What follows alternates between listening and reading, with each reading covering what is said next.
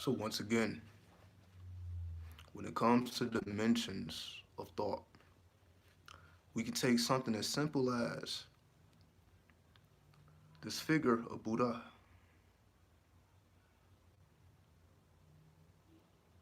right? Pretty simple. But within this image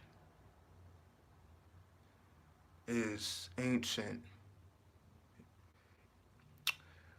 I really don't want to call it ancient, so we can call it reality. What you see here is reality.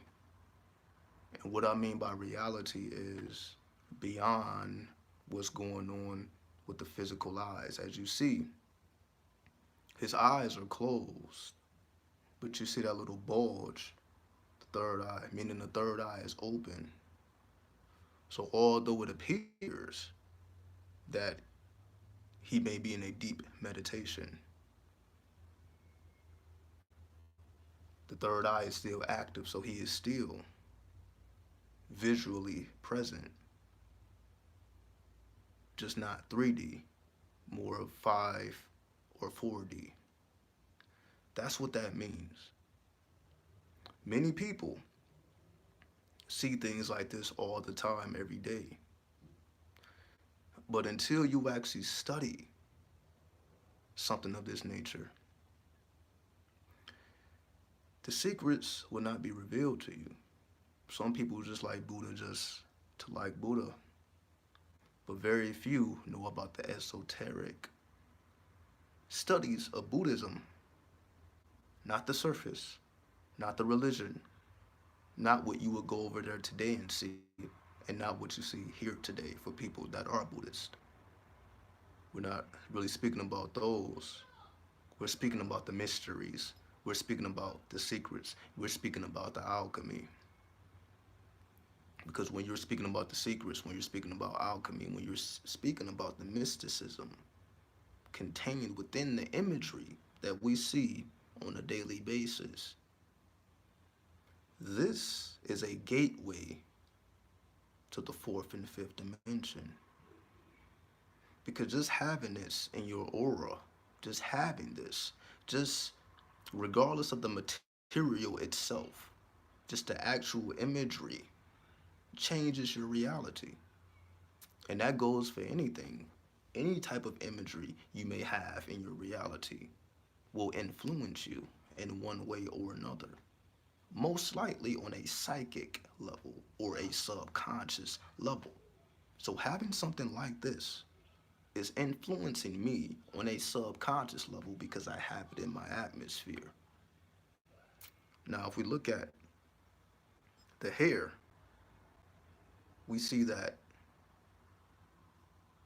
that's not by coincidence.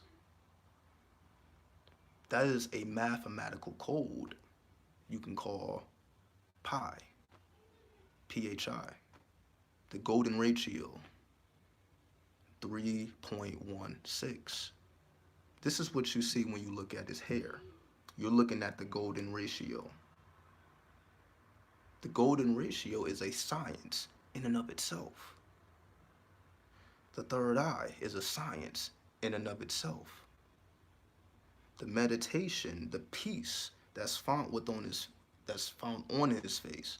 You see he's in peace. That's a separate science. So we're looking at various dimensions of thought within one image. And because we see various dimensions of thought in one image, just imagine how many images we are glancing over on a daily basis and not really knowing what's really being conveyed to you. And again, beyond what the people say, we're talking about what the actual science and what the actual law is. See, anybody can say anything about Buddha's hair, about how it was done. You don't see people walking around like this anymore, of course. The reason you don't see people walking around like this is because Buddha did not resemble the people that are in the East today. They don't have hair like this. You don't see Asians with hair like this. This looks more of a person of a darker descent. So, that means Buddha was not Asian, although his science is in a Asian culture. In other words, right? But it's not about that, right? Because we all know all forms of knowledge, wisdom, and understanding is going to come from all types of people. But if we're talking about the foundation, if we're talking about the biggest figures in our world, the Buddha, you can say the Jesus, the Muhammad, the Moses, the Noah, all these things that we are familiar with, all of those things have secret meanings, just as I described here. Most people would just have something like this on their altar or whatever, just decoration. They like Buddha. It's not really studying the various layers of thought that's associated with this. You can meditate on this image and it actually affects you because the whole imagery is based upon science. This is science. This is mathematics. This is why it affects you on a deeper level because it's not just an image that someone painted haphazardly. These images go back to ancient times, and these images exist in modern times. The only difference is the modern understanding of ancient symbols. Because if you want to consider this an ancient symbols in modern times with modern understanding, we can understand it's not as it's not as solidified. Obviously, time has passed, so everyone isn't going to remember everything. However, the imagery is here for us, for a reminder, to remind us what we are doing here. Again, something as simple as the Buddha's head. Something simple, something affordable. Anybody can have one of these. It's not something that you have to go out of your way to achieve or to access. But the science contained within these imageries, within this imagery, is what counts, is what matters. When you understand what you're really looking at, just to solidify this image in your mind without having to physically look at this is the first step. To remember this or whatever image you prefer, I'm just using this as an example, to burn the imagery in your mind and to keep that image concentrated at the forefront of your mind for as long as you can, which deepens your concentration. Eventually, if you are able to maintain that concentration, the imagery that you are focusing upon will begin to animate itself. And when it begins to animate itself, you can then engage in a conversation. It may not be that the lips begin to talk, or maybe they do. Maybe it may be it may happen through telepathy. You may hear a voice in your head that resembles that of the Buddha. But how would you know it is the Buddha if you never heard the Buddha's voice, especially in real time? How would you even know? It's just something within us that allows you to know. People who have never had a conversation with the Buddha, if they see him in the dream world, you're going to know who it is.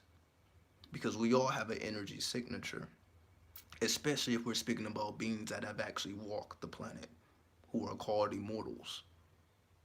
So you have spirits, then you have immortals.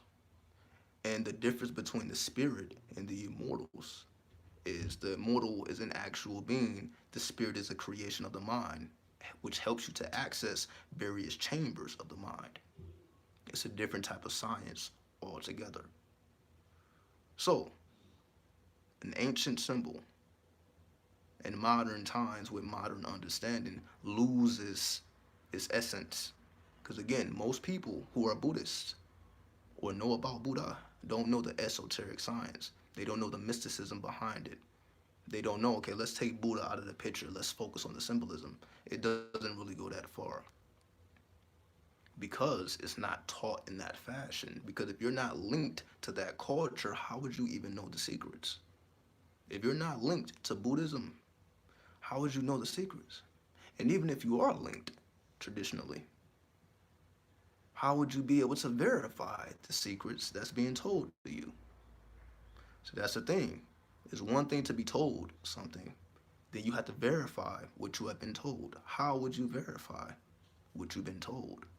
This is why the third eye counts.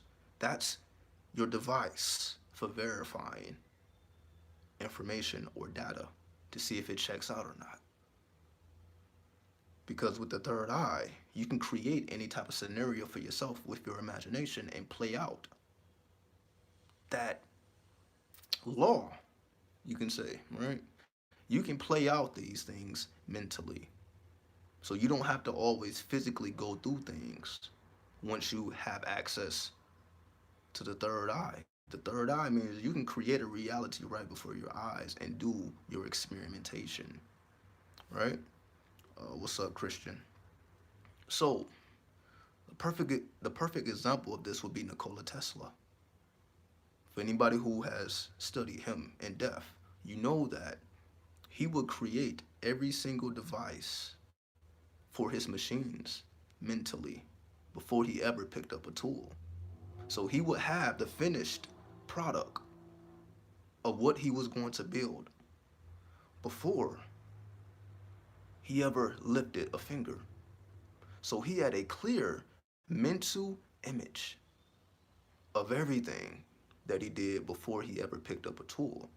People nowadays don't really think like that. Their imaginations is not vivid enough to do things like that. Not that they don't have the ability, not that they don't possess the attribute, but it has to be exercised. So this is what I mean with the third eye. This is why the third eye is bulging. So although physically he's at peace, but mentally he's active.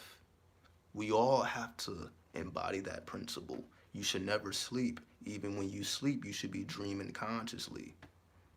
Most people think, well, if you dream consciously, how are you really refreshing your body? You will still wake up refreshed as if you had a full night's rest. It just would be, the difference is you don't go to sleep in black and wake up from the black. You actually are in control of those 8 hours, those 6 hours, those 4 hours, those 2 hours. And you can conduct experiments while you sleep, which is the ultimate science, because you just may not have access to many things, but you do with the third eye because there's no separation. So whatever you don't have access to physically, you have access to the science of the psychic ability. So that you have access to it, there's no excuse. You can play it out. You can conduct experiments because you have access to whatever you need. This is why this is the divine science. This is why that's emphasized. This is why his hair is emphasized. It looks like a crown, right? His crown is symbolic, right? So you can say in ancient times, their crowns, if they had hair, because if you look at like the Egyptians or the Kemetic people, most of them didn't really have hair, so they were bald. So men and women were bald. So the women will put on wigs just like the men will put on wigs, right? It's a different culture. You go to other parts in the world, you have the long flowing hair. People rock the long flowing hair. Then you go to certain parts. And again, I'm not really talking about modern times. You're not going to really see too many people rocking this modernly. Like, this is a work of art. That's why he has this. 99% of the population could not mimic this hairdo, if you want to call it a hairdo, or this crown. Most people don't even know how that even functions unless like you are an advanced hairdresser. Like, yeah, I know how to do that. But most people don't.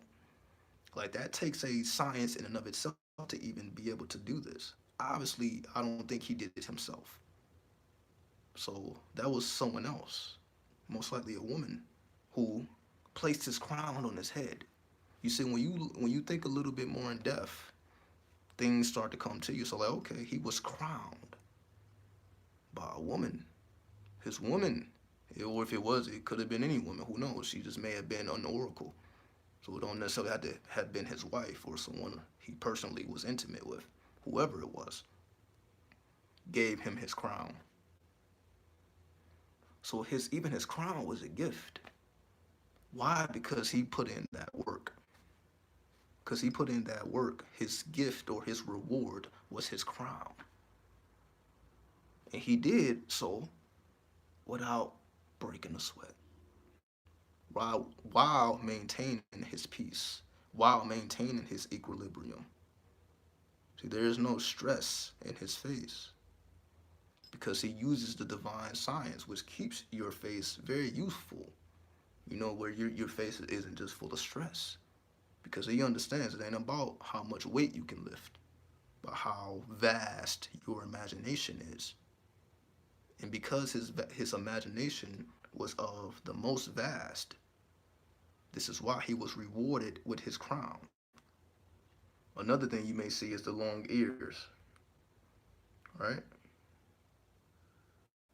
That's also symbolic. Clairaudience, right? Clairaudience, clairvoyance, clairaudience. So the science is here. Now, yes, most people are not saying these things. Most people don't know these things. But the science is here. So I'm just bringing it to your awareness. I'm just using the Buddha example. It can be anybody. The science is there. We don't need to get caught up on who it may be or who it may not be. The science is there. And when you can decode the science of anybody, whether it's Buddha, whether it's Muhammad, whether it's Jesus, again, it's not images of Muhammad because Muslims don't deal with imagery. So we'll just say Jesus. It can be Jesus. It can be Buddha. It can be whoever. Any immortal that has walked the planet. When you look at their imagery, it's science coded within the imagery for those who have studied. For those who have studied, they see something completely different than what everyone else sees. This is the various dimensions of thought where it's the same image, but depending upon your degree of knowledge, you will see something different. Same image, different understanding. This is why we have to have a personalized outlook on life. Because the more you study, the more you understand. Right? So I believe someone asked a question, so let me answer the question before we go any further. Let me see. Is the spirit world after death place similar to the physical? When I hear people talk about, they always talk about a place of light and darkness, but never seem to explain much about it. They don't really explain much about it because they don't have the experience. This is what I mean. Like, we can speculate about what happens after death, but there's a way to know what happens after death. That's what a DMT experience is. That's what a psilocybin experience is, or a magic mushroom experience. So we have within our grasp, nature supplies us with the proper tools for us to answer any question that we may possibly conceive in our mind. It can be answered with nature's technology. But of course, because we live in a world where nature's technology is demonic or evil, where somehow nature made a mistake and placed these psychedelic herbs here, and people should stay away from them, and they're, you can't get caught with these things. But nature created these things, and if you ingest these things, they create an internal experience, which opens you up to the real reality. But somehow these things are illegal. It's illegal for you to know the real reality. And that's the truth. It's just illegal for you to know. You know what I mean? Yeah, you get caught with anything that alters your mind is going to be a problem. Again, even weed. Weed isn't even legal everywhere. So even though I can walk down the street smoking or whatever, that's not everybody's experience. You know what I mean? You get a ticket if you're in a different place. It's as simple as that. Anything that expands your mind you're gonna be faced with resistance because it's not something you're supposed to do. It's just not. If it was, everyone would be doing it. You know what I mean? It's one thing to read, It's another thing to experiment and experience. So just having a DMT experience is illegal, technically. Technically, it's illegal. In the reality, this is nature's technology for you to advance your consciousness. Because trust me, the question of death has always came up throughout time. So nature supplied an answer because it was something that we wanted to know.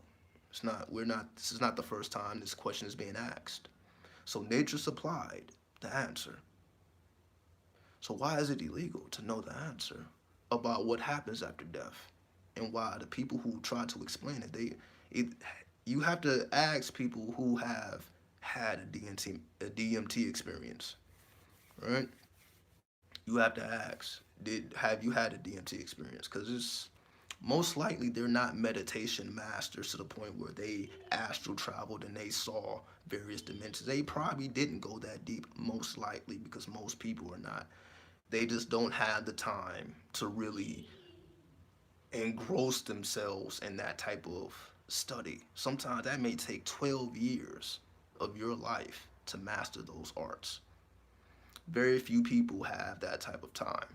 We give that time to school, though. You got to do what, 12 years of school?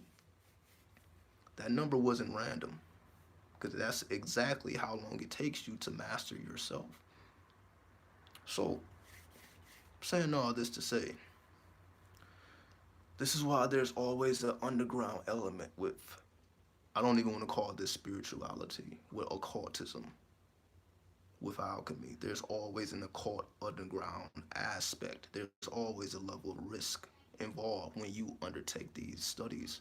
Because, yeah, you are risking your freedom. You could potentially be risking your life. However, if you are successful, on the other hand, the experience you gain is timeless. And because you gain a timeless experience, let me reset. All right, you see my mind is going in all types of directions. If you gain an experience that is timeless, then that alters your mind forever. Just like if you see someone die right in front of you, it alters you. It does something up here, shift occurs. Anything traumatic, shift. Traumatic shift. So the purpose is to control the trauma. So instead of going through traumatic experiences, we place ourselves in environments that we have created for ourselves and conduct experiments. And if you don't have a physical laboratory, and a laboratory can be anything, it could be a bedroom, it can be a forest, anything, the world is your laboratory, the earth is your laboratory. It has always been that way. Modern times just makes us believe that there's parameters and there's just things that you can't do, you can't have these experiences. It makes absolutely no sense. Except slavery. If you want people to be enslaved, it makes perfect sense. If you want people to be free, then we know. So we know the way the dynamics are set up. I believe there was another question here. Let me answer that. Um, what would happen if the third eye didn't work? Well, that's the whole thing with what do they call it? The calcified pineal gland. That's that whole thing, right? If your pineal gland is calcified, then it becomes inactive. Most people's pineal gland is not functioning properly because of the wrong foods, the wrong thoughts, and the wrong spirituality. So therefore, this is why we see most people, they're not utilizing these sciences. And even if they was, you wouldn't know because it's secret. You wouldn't even know if they was because it's not for display. But we live in a world where you're supposed to display everything you can do. Oh, I can do this. I can do this. It's like we're trained to display everything we do. But I said it on a previous video. Alchemy was never for display. Religion, maybe. Fame, maybe. But alchemy was never for display. So even if a person is into the secret science, you wouldn't know. They're not going to speak to you about it if you are outside of the circle. It has to be that way, because why would you speak to someone outside of the circle about secret information that they can't even comprehend because they have not went through the various degrees to understand it? So it's like, even if you're speaking to them directly, they're not going to comprehend it if you haven't went through those experiences that alter your mind so that you can grasp deeper concepts of reality. So this is what I mean by, even the whole world knows who Buddha is, but less than 1% know the secrets. It's the same thing with any religion. Most people know who Jesus is, regardless of whether it's real or fake. We know it's fake, but the imagery is still known. The science is still there. You can study the imagery and gain science, even if it's a fabrication. But as I say, very, very, very few people know about esoteric Christianity or Gnosticism as a science. That's not mainstream. Because none of these things are mainstream, this is why, again, it's the support system isn't really there like you would think. When you become the alchemist or the occultist, it's like you become a vampire. You become alone in the world, even though we always was. But that reality becomes more prevalent because now you can't just speak to people anymore because they're not on your level. Yes, you can go down to their level if you want. Nothing wrong with it.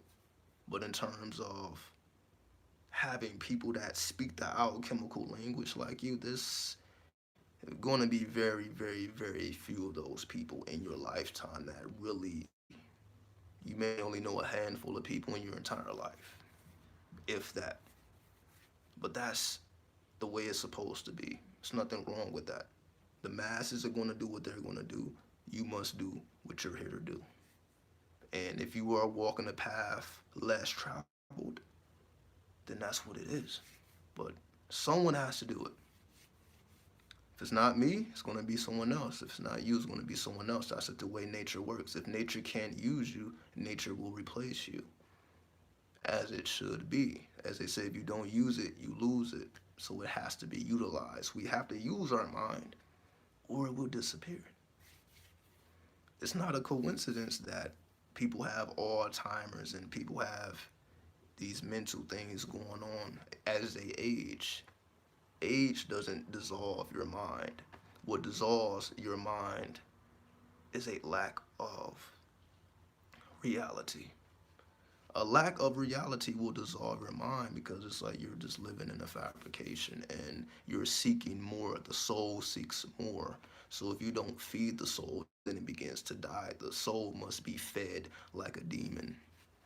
Period. You must feed your soul like it's a fucking demon within you that's going to destroy you if you don't. But it's your soul, because your soul desires truth. If you don't engross yourself in truth, then it's so easy to get manipulated and madness. So unless you treat your soul like this hungry demon, that's going to devour you if you don't feed it. If you don't have that same type of aggression when it comes to this lifestyle, because you know the risk, you know that people are not going to agree with you, people are not going to understand you, you're going to be outcast, you're going to have to face it all, and you must be able to stand strong. And again, not that you're telling anybody what you do, but your aura will speak for you. That's what it is. Your aura speaks for you. And when your aura speaks for you, you don't really have to say much at all, if anything. So people know because they feel it. People may not understand it, but they feel it because you have altered your mind. So your energy generates differently. See, a lot of people talk about the aura, but they don't explain what it really is. The aura is a result of electromagnetism. The body is electric, the body is magnetic. When we study electromagnetism, we know that when electrical signals are traveling or being sent back and forth, if there's some type of travel going on with electric signals, they generate an aura. So whichever path electricity is traveling, it generates an aura, which is called electromagnetism. The body is the same way. So the aura is a result of electromagnetism. The magnetism in the body is what keeps your body together. When people die, they lose their magnetism, which is why the body dissolves. When the spirit leaves the body, magnetism ceases. So your body begins to dissolve. The only thing that's keeping our bodies from not dissolving is magnetism. Magnetism is what keeps the atoms in place. That's what keeps you from dying. What keeps you from dying is magnetism. Then when we talk about the spirit is just electricity. The electricity flowing all through your body, generating your aura, or as they call it, the spirit. That's what it is. Magnetism keeps you together. The spirit keeps you animated. Electromagnetism. So the aura is a result of that. So someone who can read auras can see the various dimensions of your aura and can detect where your problems are and what you need to work on if they're a shaman or a doctor or a healer, so on and so forth. Because they understand, okay, this isn't just some Eastern philosophy. It makes tangible sense. If you understand electromagnetism, then you understand how auras exist. It's as simple as that. But whenever you want to talk about these basic ass situations, it always goes into some other shit. You can look it up right now. Look up what is an aura on YouTube and watch all this information pop up about extra shit. They're not going to say it the way I just said it, without the madness. They're going to give you all this extra stuff that just like, yeah, what is this? What is an aura? What is this? Just a plain definition. But no, everybody wants to make things extra complicated, but that's what confuses people. But that's the way it's supposed to be. Because if the real science is only for those who can see beyond all of the fabrication. So, on that level, or on that note, we would be checking out. So, if you take anything from this video, originality, dedication, motivation, inspiration, electromagnetism, study the body. The human body is the ultimate tool or vessel of study. Study self, knowledge of self. That's the ultimate science, knowledge of self. What are your attributes? What are your capabilities? What can you do here? How powerful is your mind? How vast can you see mentally? Because if you can see mentally, let's just say to Japan, if you can visually see that far, then you can move physically that far. It's as simple as that. How far you can see will determine how far you go. So before you go anywhere, you must be able to visualize. You must astral travel. You must go there. Then you physically go there. It doesn't happen the other way around. You physically go there first, then you start to learn about it. Astral sight, astral travel. Go there. Do your studies while you sleep. Plan while you sleep so you're not loose. So when you are awake, you already know what to do. Plan while you sleep. See, nobody's even talking about that. That's way too advanced. Way too advanced. But it's possible if you dedicate yourself. Plan in your sleep. Travel in your sleep. Do all things in your sleep. The same 8, 6, 4, or 2 hours that you're going to be laying down anyway. Why not be active? That's it. Plan while you sleep, travel while you sleep, see while you sleep. Again, that's what the Buddha does. That's what the Buddha is. That's what the Buddha does. That's the divine science. He does everything mentally first and foremost.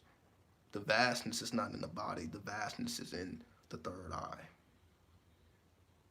So on that note, we'll be checking out. Hopefully the information that has came out today opens you up to a new reality of understanding and how you can apply alchemical science into alchemical science in everything that you do, everything that is in your atmosphere, and it can be manipulated mentally. Bulge that third eye, bulge that pineal gland, activate it, decalcify it, have those natural DMT trips. Simple as that. I guess there's one more question. How do you feel about NPCs in the realm of thought within this 3D matrix? I kind of spoke about that the last video. About all, that in that field of things. You had to check the last video.